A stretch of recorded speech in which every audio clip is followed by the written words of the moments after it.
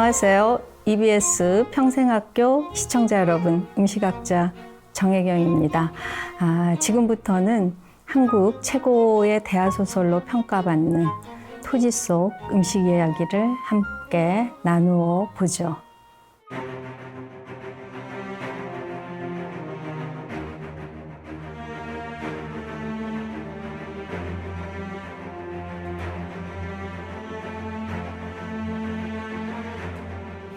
토지는 그 많은 역사적 사건과 다양한 계층의 인물이 엮어내는 대하소설입니다. 1897년부터 1945년까지를 시대적 배경으로 하고 있습니다. 이 시기는요, 일제강점기이자 근대화 과정을 겪으면서 그 전통적 삶의 방식이 다양한 양상으로 바뀐 시기이기도 하죠. 네, 토지는요, 당시대 음식 문화를 반영하는 역사적 사료로도 가치가 높습니다. 네, 토지 저자인 소설가 박경리 선생은 경상남도 통영 출신이고 또 일제강점기 말에는 진주에서 생활을 하시죠.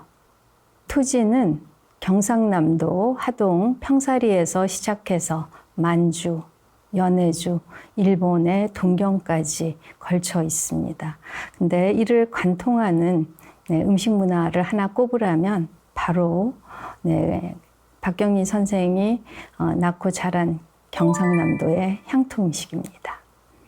하동의 그 평사리 마을은 지리산을 배경으로 강과 넓은 평야가 펼쳐져 있는 곳입니다. 네, 소설 속에서 이 넓은 평야가 모두 채참반댁 땅으로 나오죠. 네, 주인공 채서희에게는 조상 대대로 내려온 가문의 터전이자 고향이며 자신이 지켜야 할 공간입니다. 자, 이 지리산을 배경으로 한 지역의 향토 음식을 살펴보죠. 경상도 사람들은 그 국수 중에서도 날콩가루를 먹는 칼국수를 좋아합니다. 특히 불린 콩을 삶아서 맷돌에 갈아낸 다음 그 즙을 차게 해서 말아먹는 콩국수가 인기가 있죠. 네, 콩국수는 입맛이 없고 땀을 많이 흘리는 여름철 별미일 뿐 아니라 보양 음식입니다. 우리는 이제 콩국수의 콩국을 냉장고에 보관했다가 또 먹거나 그 얼음을 띄워서 차게 먹죠. 토지에서는 이제 냉장고가 없었겠죠. 그래서 그야말로 유난히 차디찬 그 이부사댁 우물물을 방금 길어 시원하게 해서 먹는 장면이 나옵니다. 네, 바로 그 무더운 여름을 이겨내기 위해서 찬 우물물을 길어서 시원한 냉콩국수를 먹는 게 바로 삶의 지혜였던 거죠. 다음으로 이제 호박 풀떼기가 나오는데요. 이는 이제 경상도뿐 아니라 우리나라 전역에서 즐겨 먹던 거죠. 풀떼기는 이제 그 범복보다는 묽고 죽보다는 된 음식을 말합니다. 네, 풀떼기는 이제 쌀농사보다 밭농사가 발달해서 옥수수나 메밀 같은 작곡이 많이 나는 내륙이나 산악지대에서 특히 발달하죠. 네, 경상남도 하동 역시 지리산 자락의 내륙 농촌 지역이죠. 그래서 일반 서민들은 팥이나 호박 등을 섞어 걸쭉하고 달콤한 호박 뿔떼기를 즐겨 만들어 먹었습니다. 자, 다음으로 그 매화주와 어포를 소개하겠습니다. 매화주는요, 섣달 그 눈 속에 핀 매화로 술을 빚는 가양주고 또 절기주로 분류가 됩니다. 대개 3월 초 깨끗한 곳에서 매화꽃을 채취해서 씻을 필요도 없이 가능한 빨리 술을 빚는 것이 좋습니다. 이 향긋한 매화주와 어울리는 안주는 어포로 나오죠. 생선포. 생선을 얇게 점여서 말린 것으로 토지에 여러 번 등장을 합니다. 다음으로 이제 그 향토 음식으로 말려두고 먹는 건청어인 과메기도 나옵니다. 청어는 이제 기름진 겨울철 생선으로 그 우리나라에서 많이 잡혔기 때문에 서민들이 즐겨 먹었던 생선입니다.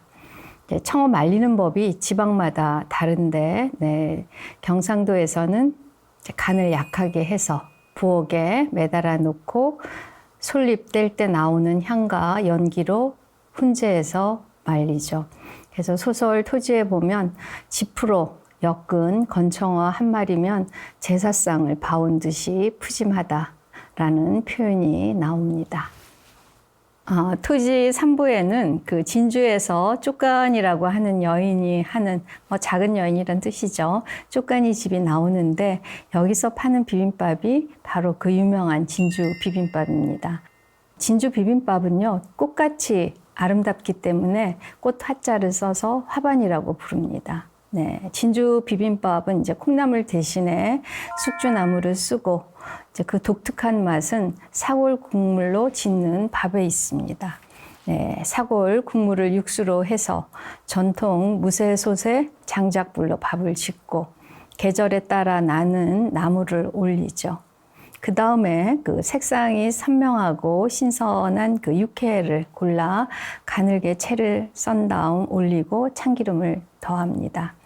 네, 이제 진주 비빔밥에는 함께 곁들이는 국이 특징이죠. 네, 보탕국과 선짓국이 있는데요. 보탕국은 이제 바지락을 곱게 다져서 참기름으로 볶다가 물을 약간 넣고 끓인 뒤 소금으로 간을 맞추는 국이고요. 선짓국은 네, 살코기, 선지, 간, 허파, 천엽 같은 내장을 푹 곤 국물에 도톰하게 썬 무와 콩나물, 대파를 넣어서 만드는데 이걸 꼭 함께 진주 비빔밥에 곁들이고 있죠. 토지에는요, 또 매화주, 머루주와 함께 참꽃술이 나옵니다.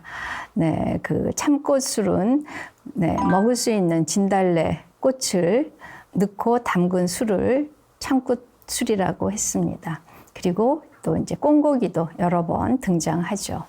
네, 그 꽁고기는 사냥으로 꽁을 많이 잡았기 때문이고 마치 닭볶음처럼 꽁볶음을 만들어서 먹죠.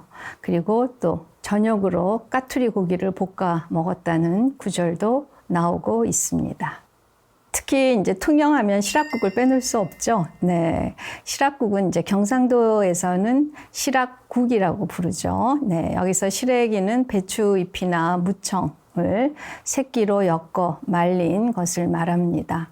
네, 바로 토지에서는 영산떼기 사기 속에 담가서 불려놓은 무시래기를 바가지에 건져내 곱게 다지고 네, 국솥에다 된장과 함께 바락바락 주무르고 뜨물을 붓고 멸치 한 줌을 집어넣어 시락국 끓이는 법을 자세히 설명합니다.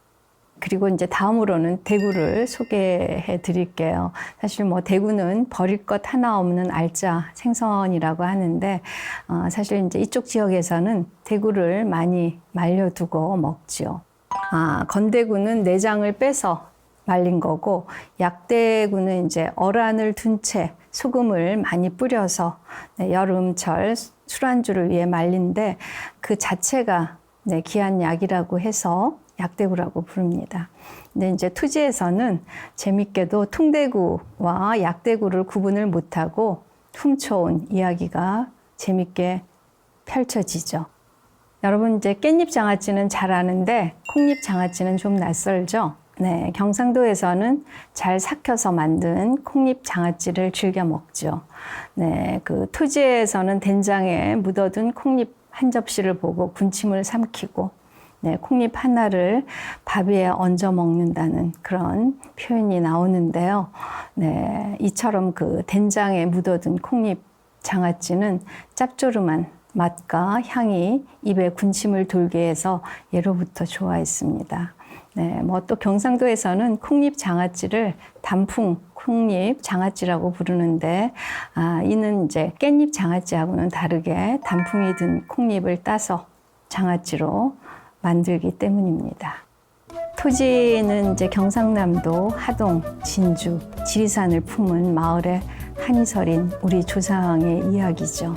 네, 지금은 잊혀진 얘기가 되어가는 이곳 사람들의 목숨줄을 연명한 황토색 짙은 밥상을 생생하게 만날 수 있습니다. 네, 감사합니다.